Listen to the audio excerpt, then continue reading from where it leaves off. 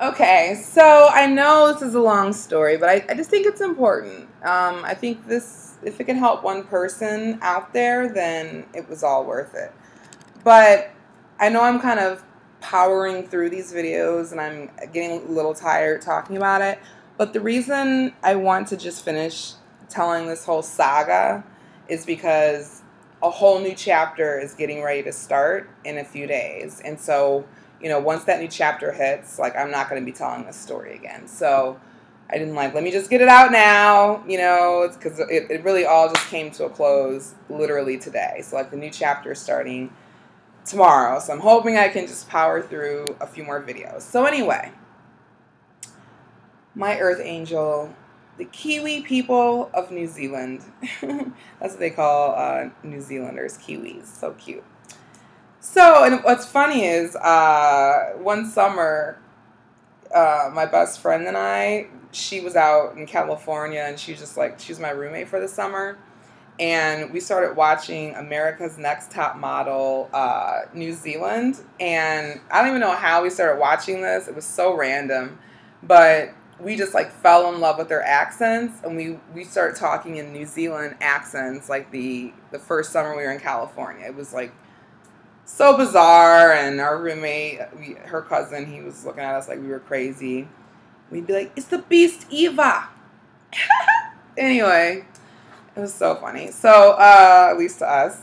So we were always like, I wonder how this New Zealand, when is it going to come into play and everything. I mean, of course I wanted to see the country and everything, but it's just funny. I was saved by the Kiwis. So anyway, I get to Lisa's house and, I take off my shoes. I walk into the house and, I mean, the energy was so high. It was like just the vibration of the whole place was so high. I mean, it's like I was buzzing. From just like the love and the happiness that was in the house. I heard like kids laughing. I mean, I hadn't heard real laughter like that. I mean, even my darling kids, I mean, we had some laughs, but I mean, I even think that on some level they feel that tension from that guy, SKB, and his energy and stuff. So like hearing joyous laughs and she just kind of, ushered me in and, sat me down at the table and, introduced me to everyone, and they were just like running all over like, hey, and everything was so cute. And then, she poured me some water and, I mean, I was seriously in shock.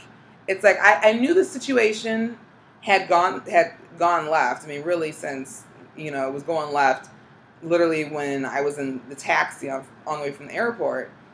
But again, it's like, being able to weigh out, cultural differences, being in a new place, are you using your American values, in another country? Should you be using them, at which times? I mean, those are all things you have to weigh out, and so you can't always just kind of come to some, vast conclusion about a place, especially like if you're going to be living there within like 2 weeks, you know what I mean? So it's like when I would be talking to people who had gone through this, and they didn't know, all these details, but, they were more kind of like, oh, it just sounds like a little rocky start, some culture shock, give it some time, it'll shake out, and everything. And I mean, this can happen in Europe. I mean, there's been places I've been in Europe that are a lot more, behind than Indonesia. So it wasn't, I knew it just wasn't a culture shock thing. So anyway, Lisa introduced me to her husband, and he was really cool. Like, he made me feel totally comfortable, and he was kind of like, oh yeah, like, man, I got some stories about things that have been happening to me at my job, and so it just felt so good to have somebody like who understood you. Because even when you're talking to people at home, it's still hard, because they're not having that same experience, and in that country. So then the kids were very nice. Like, they were, getting me little snacks. I actually had a glass of wine because it's hard to get wine around here. It's like really expensive. So she poured me like a nice glass of wine. And then I think I had like a salad or some fruit or something. I didn't even think I was going to have that. Come to find out, there's like this kind of like Whole Foods type grocery store that's like near her house. I really thought there wasn't anything like that. Reason being is because I asked SKB about this before we left, because like I said, that was one of the things that was really important to me, keeping my healthy, sustainable lifestyle and, you know, fresh vegetables and food and stuff like that. This dude's gonna one time try and give, he was like, oh, I'm gonna pay for your lunch today. And he gives me something called, it was like a Wonder Burger, a Whataburger. I mean, I just don't eat burgers like, you know, not, I'm sorry, I don't. I just don't eat, I'm not trying to be elitist or anything like that. But I don't eat burgers.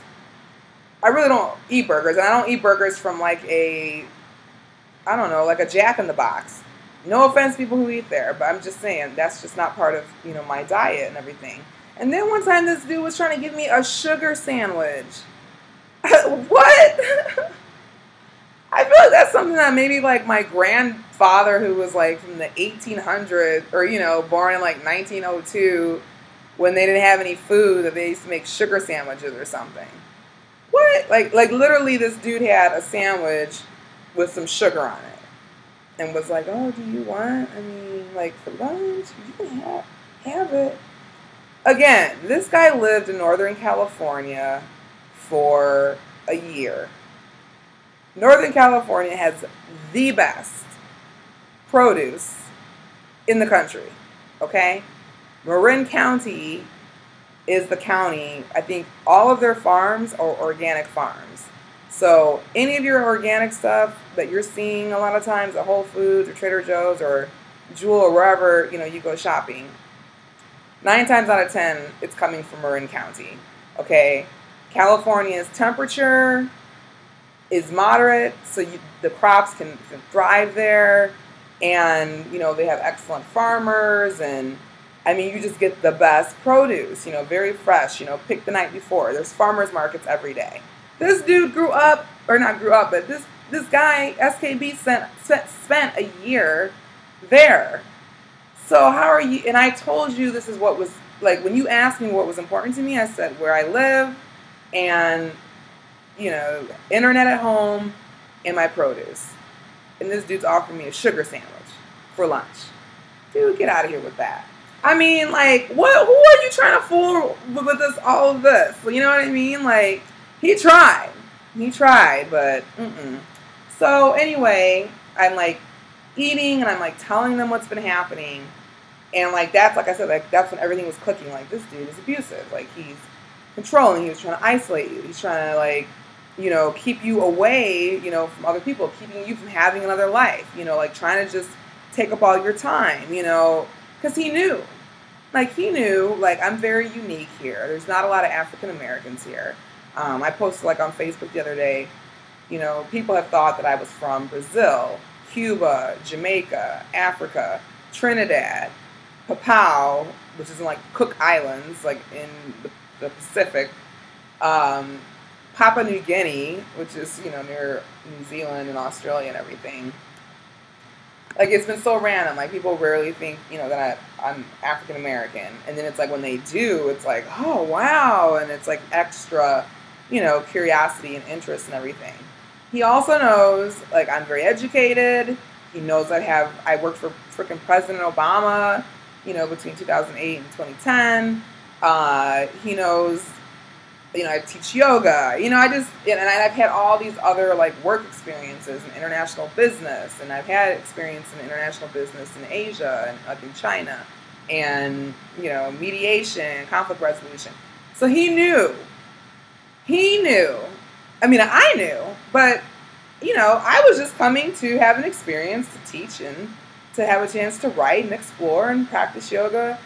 You know, I was only like coming here to have like a, you know, full-on career, but he knew that I was a very attractive, competitive candidate, you know, for many jobs here. So I think he just kind of freaked out and was so like trying to, you know, hold on to me, that he ended up manifesting the exact thing that he didn't want, which is me breaking free. You know, flying out the cage like a robin.